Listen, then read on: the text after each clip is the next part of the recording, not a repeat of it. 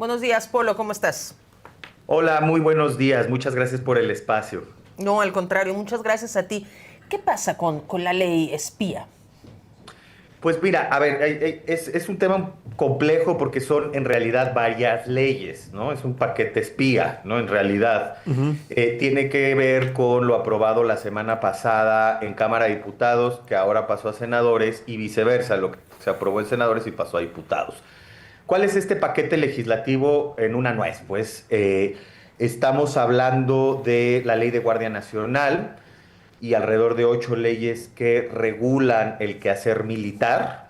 Esto para dos cosas, para ya formalizar de lleno la incorporación de la Guardia Nacional al Ejército como cuarta fuerza de la Fuerza Armada Permanente y también para facultar al Ejército y a la Guardia Nacional para realizar trabajo de inteligencia.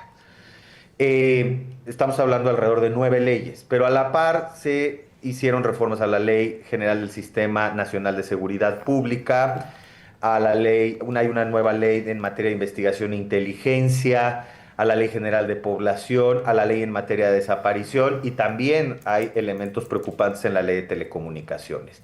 ¿Qué fue lo que se configuró en este paquete legislativo?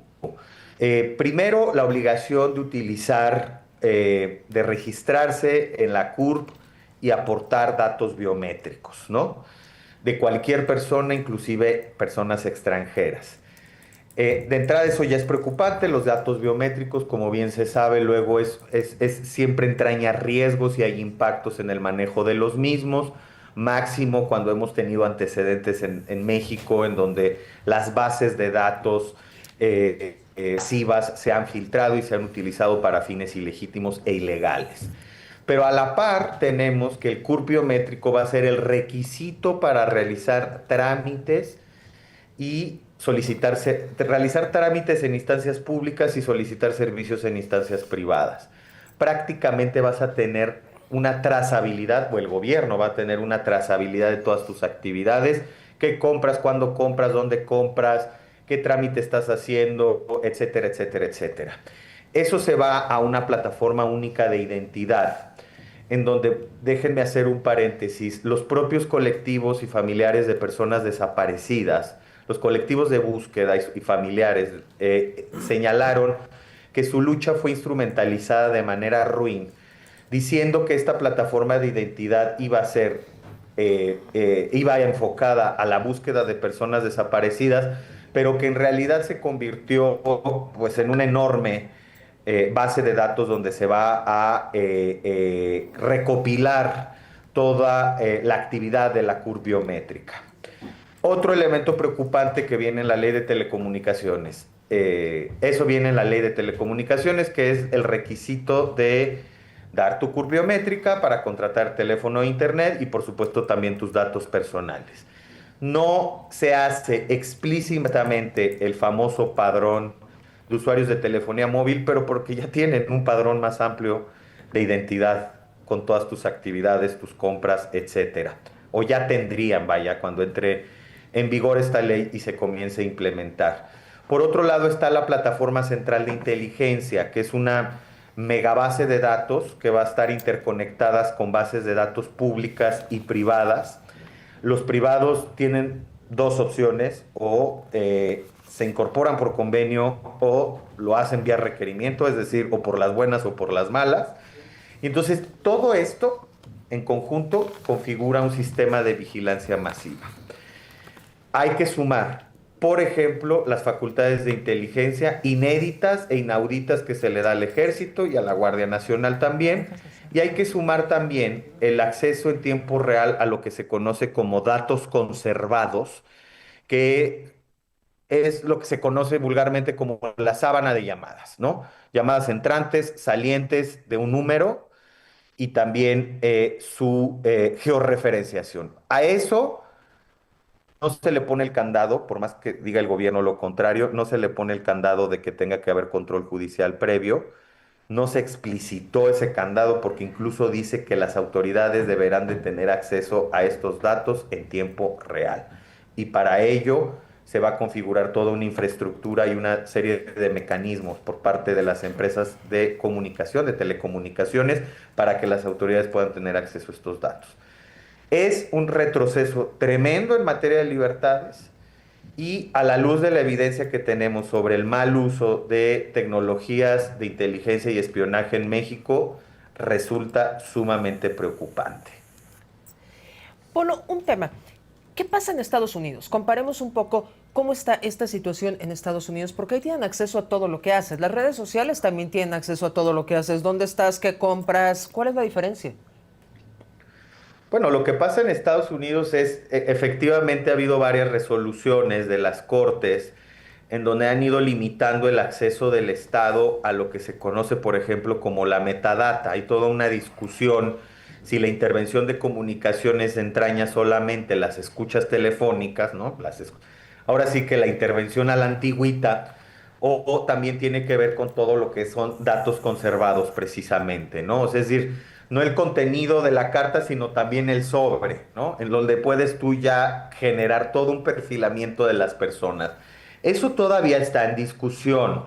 Comentabas hace un momento sobre el Acta Patriota y también hay que recordar al auditorio las revelaciones de Snowden sobre este programa Prisma que hace vigilancia masiva por parte de la Agencia de Seguridad Nacional de los Estados Unidos.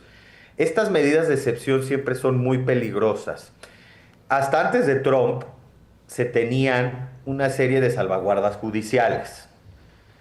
Ya eso también se está desmoronando en los Estados Unidos, pero digamos, hay todavía una judicatura medianamente funcional en términos de derechos, eh, y eso, digamos, daba cierto respiro. El problema aquí es que no tenemos esa judicatura y no la vamos a tener a partir del 1 de septiembre. Me refiero al Poder Judicial. Vamos a tener un Poder Judicial capturado. Es decir, estas herramientas de excepción, como se llama, ¿no? Este régimen de excepción que se abre en algunos países para el combate al terrorismo, para el combate a el crimen organizado, sin lugar a dudas ha sido fuente de abusos. Ahí tenemos Guantánamo y los abusos cometidos contra personas prisioneras por parte de los Estados Unidos, las torturas, etcétera. Es decir, estos regímenes de excepción eventualmente derivan en violaciones graves a derechos humanos. Tenemos como ejemplo de régimen de excepción el de Bukele, todo mundo celebrando que uno de los países más violentos del mundo había reducido sus cifras de criminalidad. Nuestros colegas de este gran medio, El Faro, revelaron que más bien fue un pacto con las maras, entre el gobierno de Bukele y las maras, y como se ha revelado a eso, ahora el gobierno mete a la cárcel a defensores y periodistas.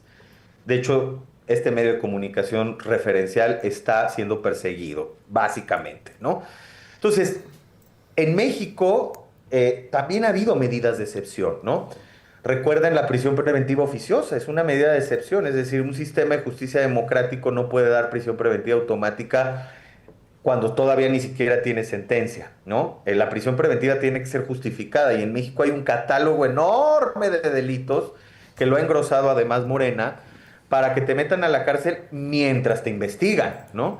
Antes con Calderón el arraigo domiciliario de 40 días prorrogables por otros 40, la extinción de dominio, la cantidad, eso legalizado, ¿no? ¿De qué sirvió todo eso? ¿De qué ha servido todo eso? Eh, Ahora volteemos a ver a lo que se hace de manera ilegal en México. México es el campeón en la compra del software espía más agresivo del que se tenga registro hasta el momento, aunque dicen que ya hay otros, que se llama Pegasus. En una colaboración internacional entre medios de comunicación se obtuvo una lista de 50,000 potenciales teléfonos que serían espiados a nivel global, una lista que tuvo la empresa desarrolladora NSO Group. La obtuvieron en este consorcio de medios y de esos 50,000 números, 15,000 eran mexicanos. Yo me pregunto, ¿de qué ha servido tanto espionaje? Ilegal, por cierto, en la mayoría de las veces. También dirigido a periodistas, lo hemos confirmado y lo hemos comprobado, a defensores de derechos humanos, a opositores políticos.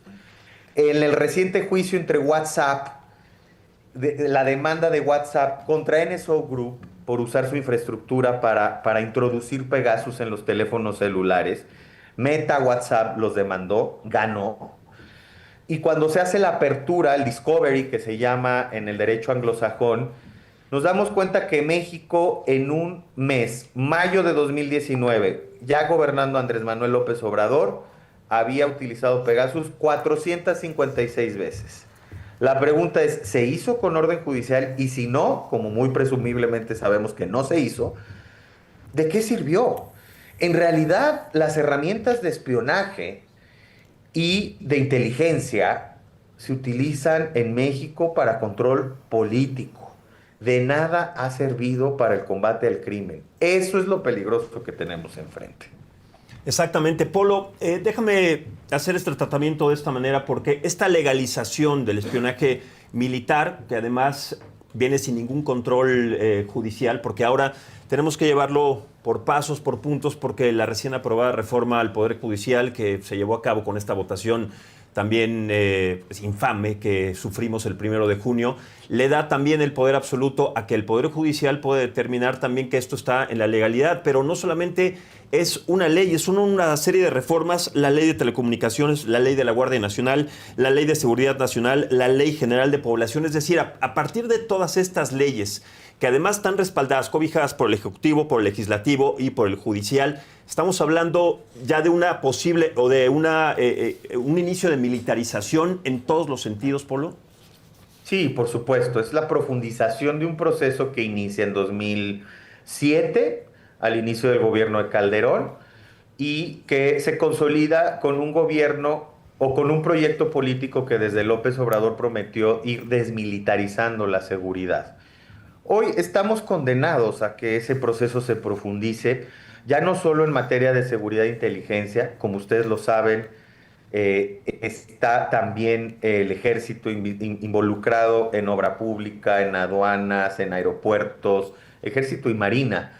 Entonces, evidentemente el proceso de militarización ya va más allá de lo que tiene que ver con la seguridad y ahora, digamos, ocupa diversas parcelas de la vida pública en aras de una supuesta eficacia, en aras de avanzar con ciertos proyectos de infraestructura, pero que sí evidentemente es un proceso de larga data que hoy por hoy ya se constitucionalizó, ya se legalizó también y podríamos decir que va para largo. Revertirlo va a costar muchísimo y no va a ser fácil, ¿no? Porque las Fuerzas Armadas en México no han estado acostumbrados a rendir cuentas ante el poder civil. Y lo estamos viendo. Y ahora el tema es que ahora tienen facultades que ya ejercían ilegalmente, por cierto, de inteligencia y de espionaje. Nosotros, junto con R3D, SocialTIC y otros medios de comunicación, demostramos fehacientemente que el único adquirente de Pegasus durante el gobierno de López Obrador, este software espía del que hablé hace un rato, fue el ejército. Tuvimos las fichas de las llamadas de un defensor de derechos humanos en Tamaulipas que se transferían entre correos electrónicos dentro de la Sedena gracias a las filtraciones de Guacamaya Leaks. Y venían las conversaciones de este defensor incluso con periodistas de diversos medios de comunicación nacionales. Eso ya lo hacía. Lo único que hizo fue legalizarse. Y eso no lo hace mejor el que ya sea legal.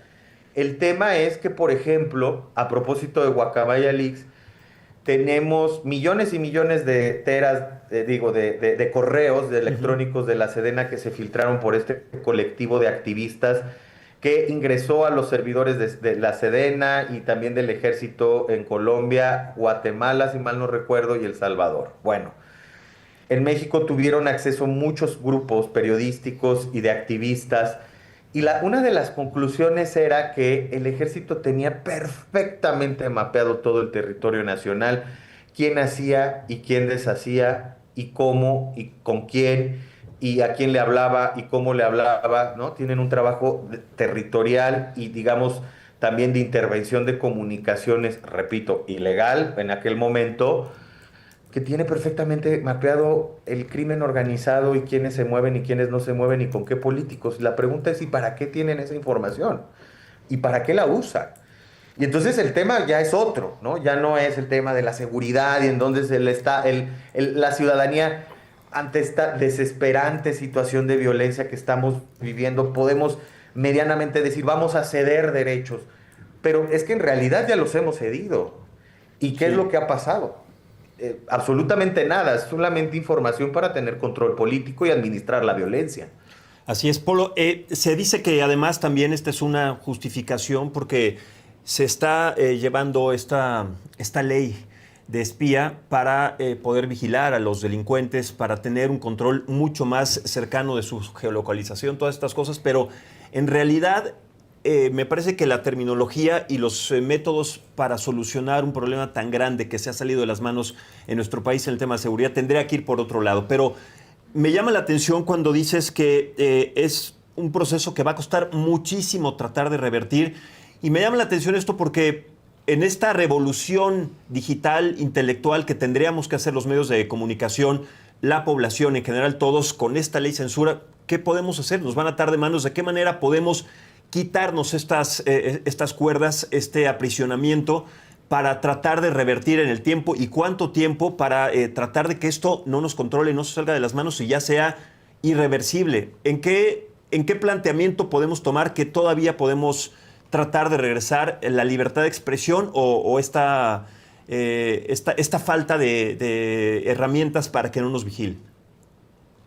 Muy buena pregunta y coincidirán con nosotros, Kimberly y Max, que estamos en una situación muy adversa en términos institucionales y sin la debida, los debidos controles institucionales. No vienen en esas leyes, ¿no? No hay requerimiento explícito de control judicial previo, pero aunque hubiera, ¿qué poder judicial tenemos? Y el poder judicial que tenemos es uno de por sí con muchas deficiencias, pero que por lo menos a nivel federal había avanzado en ciertos precedentes. Por lo menos, por ejemplo, en temas de libertad de expresión y de privacidad, sí había avanzado la Suprema Corte. Y la gran interrogante es, porque seguro va a haber impugnaciones y eso eventualmente podrá llegar a la nueva Corte, ¿qué va a hacer esa nueva Corte que le debe todo a Morena Ujú. y que está ahí para proteger los intereses del gobierno? ¿Qué va a pasar con esa nueva Corte? ¿Va a reiterar, va a ratificar sus precedentes anteriores o va a ser tabula rasa y va a empezar a construir una serie de argumentos para justificar un estado espía? Los recursos legales los tenemos hasta ahora, aunque ayer Monreal avisó que Ricardo Monreal, el diputado, el Ujú. coordinador parlamentario de Morena en la Cámara de Diputados, avisó que ya van a hacer reformas secundarias, otras reformas secundarias al Poder Judicial y también van a hacer reformas a la ley de amparo. En una de esas ya ni amparo tenemos, ¿eh? Sí. Y entonces, cuando acudamos a los tribunales, ¿cómo van a resolver estos nuevos tribunales? Después de esta captura política grosera y fraudulenta como la que describías hace un momento. ¿Qué salvaguardas tenemos cuando no hay un INAI que además de garantizar la transparencia, garantizaba la protección de datos personales? Exacto.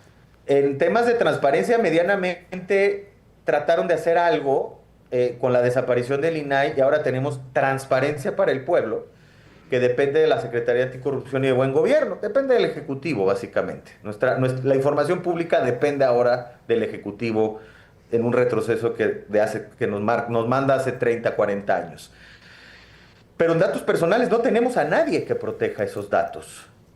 Un organismo autónomo, o un organismo, ya ni siquiera autónomo, un organismo especializado que proteja datos personales. ¿Dónde está? Ese se les olvidó con la extinción del INAI. Sí.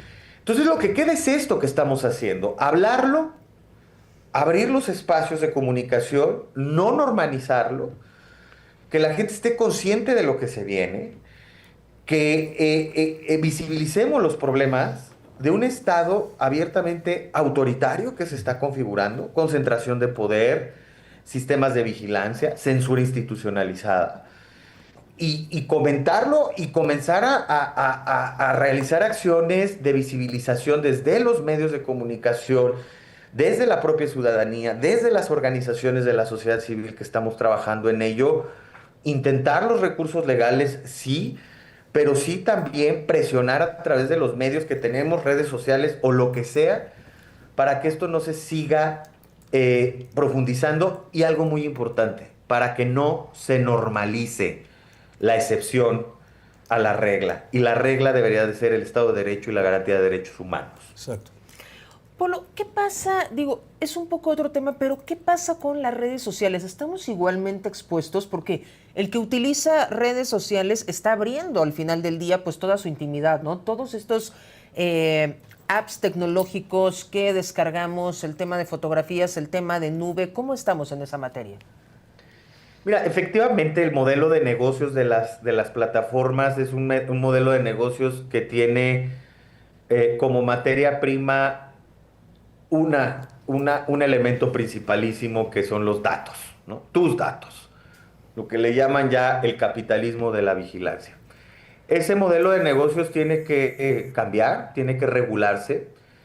No hemos llegado a un acuerdo a nivel mundial, han intentado la ONU, la UNESCO llegar a eso, han establecido algunos estándares, por ejemplo, que las autoridades policiales y de investigación, y eso lo dice la ONU, tiene que abstenerse de hacer esta recopilación masiva de datos, este perfilamiento social. Bueno, esto que dice la ONU pueden ser llamados a misa y ya lo hacen, ¿no? La Red en Defensa por los Derechos Digitales, grandes amigas y aliados en estos temas, hicieron una investigación sobre cómo justo el ejército realiza ciberpatrullaje, cibermonitoreo. Y lo hacen así muchas instancias públicas, lo sabemos. Pero eso en principio es contrario a los estándares de derechos humanos. Hacerte un perfilamiento social sin una justificación, ojo, no hacerlo per se está mal, es el objetivo para hacerlo.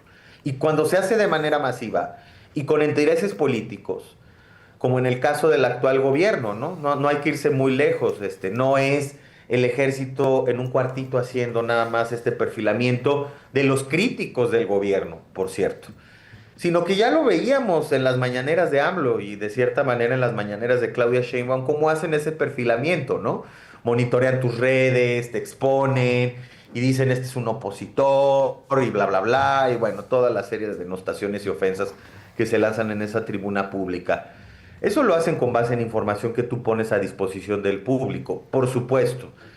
El tema es cómo vamos a salvaguardar esos datos. Por lo pronto queda en nosotros decidir qué tanto publicamos y qué tanto no. Queda en nosotros resguardar nuestra privacidad y nuestra intimidad, tener cuidado. Es difícil porque para acceder a las plataformas, pues los términos y condiciones no te dejan de otra, más que permitir acceder a tus datos y hacer un perfilamiento tuyo.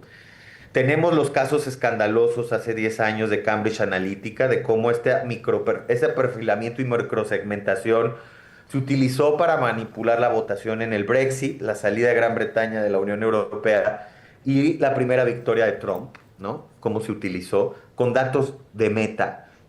También hubo revelaciones escandalosas de técnicas y técnicos adentro de Meta que dijeron cómo el engagement que le llaman, el famoso algoritmo está basado en generar odio, ¿no? Entonces, todo esto pasa por regulaciones. ¿Quién y cómo tiene que regular sigue siendo una discusión? Hoy Estados Unidos tiene demandadas a varias grandes tecnológicas, Google, Meta, porque tienen el monopolio de las plataformas y de la conversación pública. Yo creo que el primer paso es por ahí, desmonopolizar los servicios y las plataformas de redes sociales, que son amas y señoras de nuestros datos y de nuestra conversación. Y por otro lado, establecer controles más severos a los gobiernos para que eviten todo esto que se conoce como cibermonitoreo y ciberpatrullaje. Ya sé que estamos hablando del ideal y del deber ser, pero es la manera como ciudadanos ahí medio impávidos e indefensos podemos contener esta recopilación indiscriminada y grosera de datos que hacen las plataformas y los gobiernos. Pero sí efectivamente tiene que ver con la infraestructura económica, con cómo se ha consolidado estos oligopolios en tecnologías. Y perdón que lo diga así, pero nuestra única esperanza es hoy el Departamento de Justicia que los tiene demandados con base en las leyes antimonopolios, a Google, a Meta, a varios de estos, pues precisamente para que comience a diversificarse los servicios. Y entonces ahí podemos entrar en una segunda discusión que es cómo y para qué vas a usar mis datos y si es necesario que ingreses a ellos. Es toda una discusión inacabada y muy compleja. Bueno, hay unos comentarios muy interesantes de nuestro auditorio. Uno, por ejemplo, dice cada vez más cerca de Venezuela y más lejos de Dinamarca. Me viene a la mente, ¿cómo manejan este tema de la ciberseguridad en los países europeos? ¿Tienes conocimiento de eso? Pues mira, yo creo que hay mucho cuidado porque hay una tradición pues de Estado de Derecho y de democracia, ¿no? En los controles judiciales existen. Comentábamos el caso de los Estados Unidos pre-Trump, aún en... Uy, parece que se nos cayó la comunicación con Polo Maldonado, director de Artículo 19. Vamos a retomarla porque muy importante, sí, conocer otros aspectos, otras latitudes, cómo es que llevan estas medidas en las redes sociales y en los medios de comunicación en otros países, tomando en cuenta extremos, Dinamarca o Venezuela, en caso de que existan estos pormenores. Tropicalizarlo a México, porque la realidad es que sí hay demasiada delincuencia en este país, lo sabemos. Los cárteles utilizan tecnología de punta muchas veces. No sé si has visto estas exposiciones, por ejemplo, que hacen frecuentemente en la Secretaría de Defensa, donde exponen las armas que son decomisadas al narcotráfico. Sí. Y de repente ves armas que no tiene el ejército mexicano, que dices, tienen la tecnología de punta más increíble. Lo mismo está pasando en materia de ciberseguridad. Un cártel sabe dónde estás, con quién hablas y qué estás haciendo. Entonces, ¿cómo se podría encontrar esta medianía entre el Estado de Derecho, pero efectivamente sí hacer un frente a la delincuencia que existe en este país, el crimen organizado que está avanzado, pero por mucho? Sí, por eso son más organizados que nada. Vamos a regresar con Polo Maldonado porque parece que ya te tenemos de regreso en la línea, Polo. Que no te preocupes, que se cortó la comunicación. Nos estabas diciendo, adelante. No vaya a ser que ya nos estén cortando. No. Aquí nos falló el sistema. Muy bien. Hablaban de las salvaguardas en gobiernos democráticos. Pues mira, desafortunadamente sí hay una de 20 años para acá, con la justificación de la guerra contra el terrorismo y en el caso mexicano del crimen organizado, o bueno, de muchos países, incluso de la región también contra el crimen organizado, se han ido implementando estas medidas de excepción. Los alcances son muy distintos de acuerdo a la tradición jurídica y al respeto al Estado de Derecho, la verdad, ¿no? Reitero, incluso en los países más democráticos puede ser fuentes de abusos. Pero hay controles judiciales, pero hay discusión en tribunales. El problema es que ahora ni siquiera hay eso, ¿no? El acceso indiscriminado a nuestros datos, la trazabilidad de nuestras compras con nuestro CURP biométrico, que además va a tener nuestros datos biométricos, huella. Digo, no sabemos bien a bien cómo se va a configurar, no sé si también iris y otros rasgos fisiológicos, con tecnologías que incluso siguen fallando mucho, por cierto, hago un paréntesis, el tema de la identificación facial y de sistemas biométricos sigue fallando mucho, e incluso se les ha acusado, por ejemplo, en Estados Unidos de ser sumamente discriminatorios, ¿no? Porque te identifican con base en cierto color de piel, ciertos rasgos, etcétera, etcétera. Cierro paréntesis. Todo depende de cómo estén configurados los controles y los contrapesos en los países. Es decir, darle al Estado estas herramientas de forma indiscriminada para que tengan un acceso indiscriminado a nuestros datos, sí o sí va a acabar mal. Efectivamente se necesitan equilibrios, pero a ver, cuando hemos estado acompañando casos en procesos de periodistas vulnerados, la realidad es que tampoco es que los jueces de control tarden los días y los meses en emitir una orden de intervención. Se pueden acortar los tiempos, incluso más. Puede hacerse en tiempo real. Es decir, hay una serie de mecanismos tecnológicos que permiten el control judicial en el caso de investigaciones en curso. Pero ¿qué pasa cuando estos sistemas no se utilizan para investigaciones en curso, cuando se usan para fines ilegítimos, como se han usado, cuando se usan con fines políticos? ¿Quién los va a controlar y cómo los va a controlar? Cuando hablamos de control judicial estamos siendo incluso hasta ingenuos, porque repito, estamos hablando de procesos que están sujetos a una investigación formalizada en una fiscalía, que por cierto, las fiscalías nadie las ha tocado, hasta el momento no está en el horizonte próximo la reforma a las fiscalías, que eso sí es todavía más urgente que la reforma judicial. Sí. Eso no lo toca. Digamos, eso en el mejor de los casos, si están siendo investigados en una carpeta de investigación. Pero el sistema te va a dar acceso en tiempo real. ¿Y qué pasa? ¿Quién entra a ese sistema? ¿Cómo se utiliza y para qué fines? Es peligrosísimo el acceso indiscriminado y en tiempo real. No va a acabar bien. Y no va a acabar bien porque además la evidencia en México apunta a que se han mal utilizado los sistemas de inteligencia. Entonces, efectivamente, los grupos criminales tienen una cantidad muy importante e impresionante de recursos.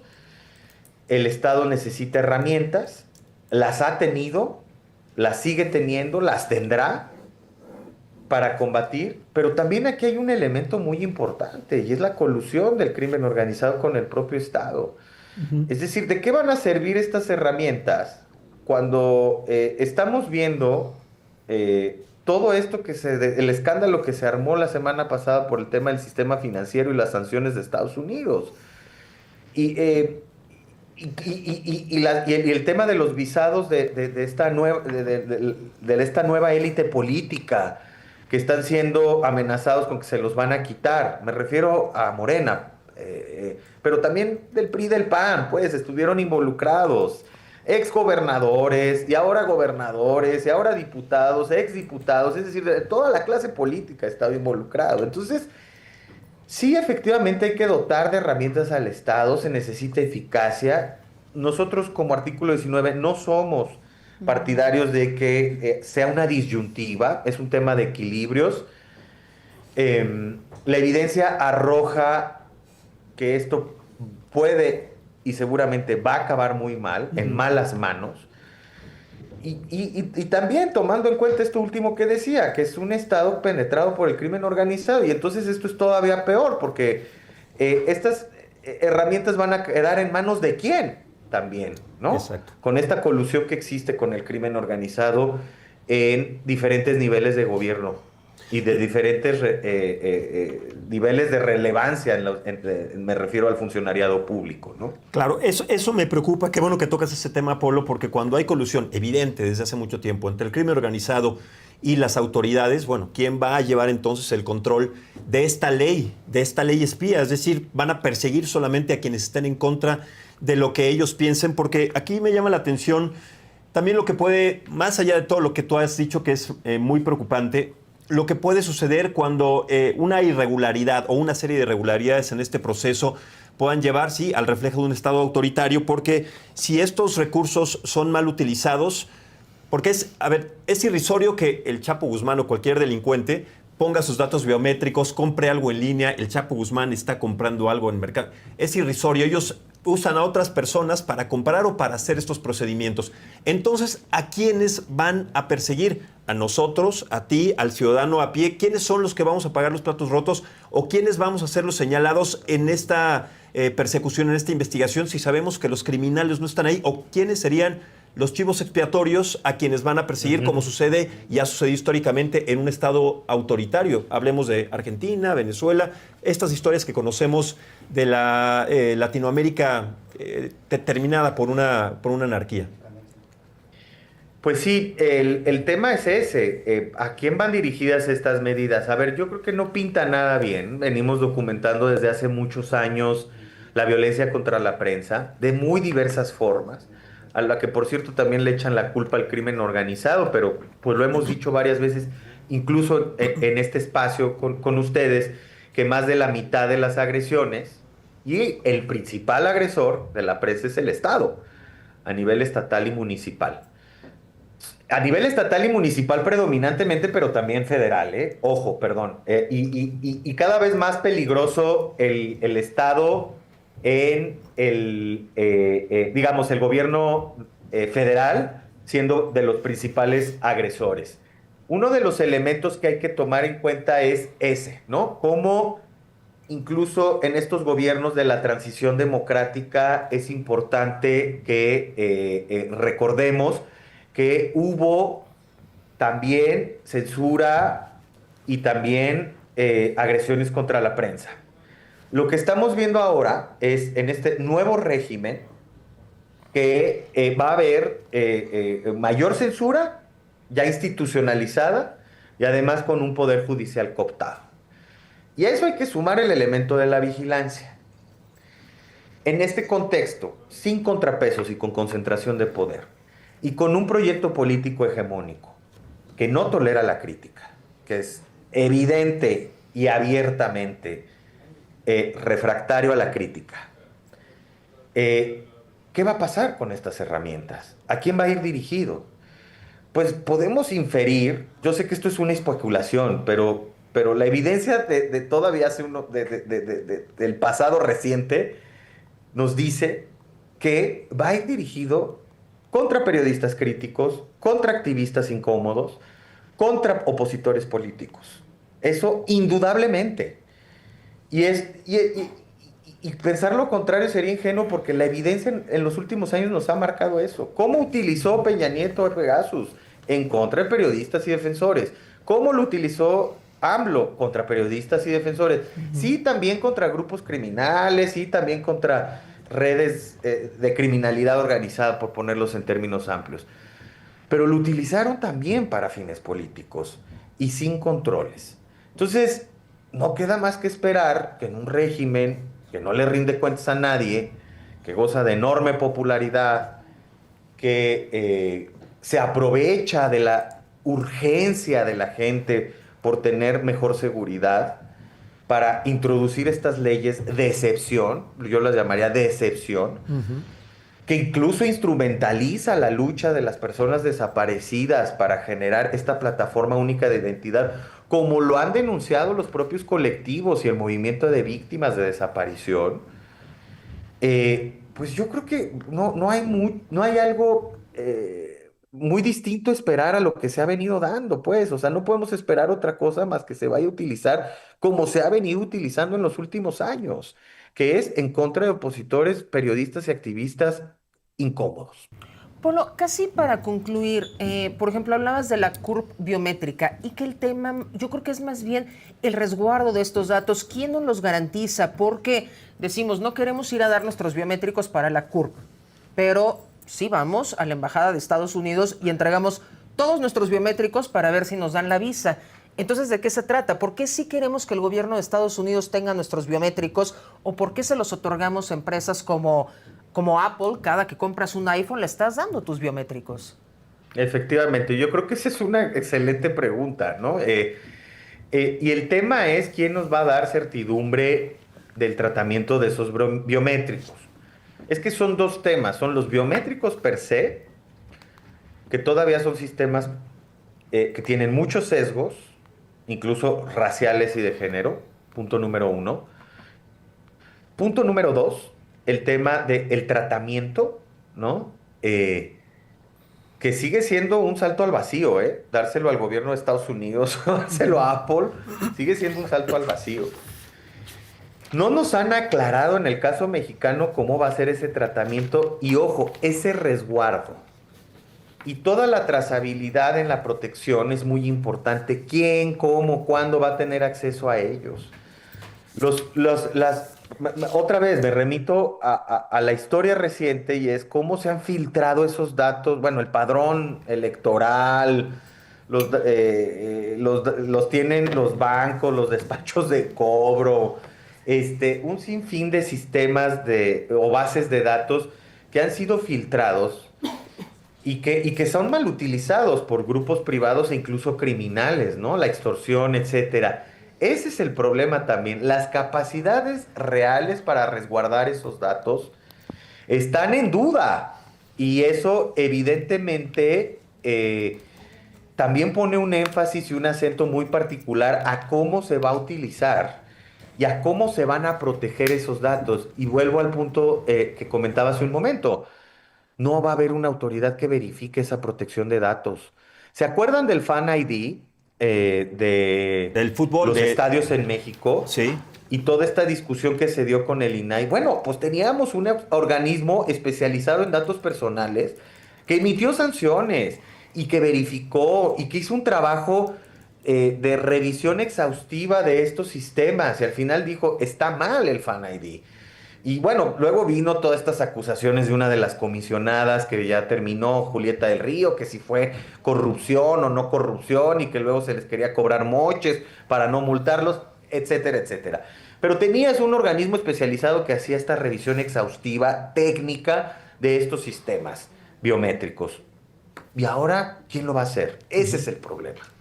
Sí, es un tema muy complicado y estamos empezando y estaremos empezando también a ver las consecuencias y pues los pormenores que deje esto. Polo Maldonado, muchísimas gracias por esta charla, esta plática, por darnos certeza de algo que para muchos sigue siendo incierto. Hay todavía muchos claroscuros y es importante entenderlo desde todos los ápices, desde todas las ópticas, sobre todo porque eso se nos avecina ya a partir del día de mañana, en el momento que se haga ya oficial, y el resto pues del tiempo hasta que nosotros, los medios de comunicación o quienes podamos tener la oportunidad, generemos un cambio si es que se puede revertir esta situación. Polo, muchísimas gracias nuevamente, buenos días y estamos en comunicación.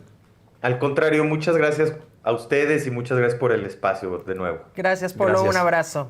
Abrazo. Muy bien, bueno, pues otro tema también que queremos poner sobre la mesa y que es indispensable es ¿por qué los políticos a lo largo de tantos tiempo han fracasado cuando utilizan las redes sociales y las plataformas digitales? Cuando hacen una campaña, se ponen a bailar, se ponen a cantar, se ponen a hacer cosas que no va de acuerdo a su perfil y siempre, invariablemente fracasan. Bueno, pues justamente esto lo vimos apenas en las elecciones judiciales. Algunos quisieron acercarse a los jóvenes, lo terminaron haciendo mal.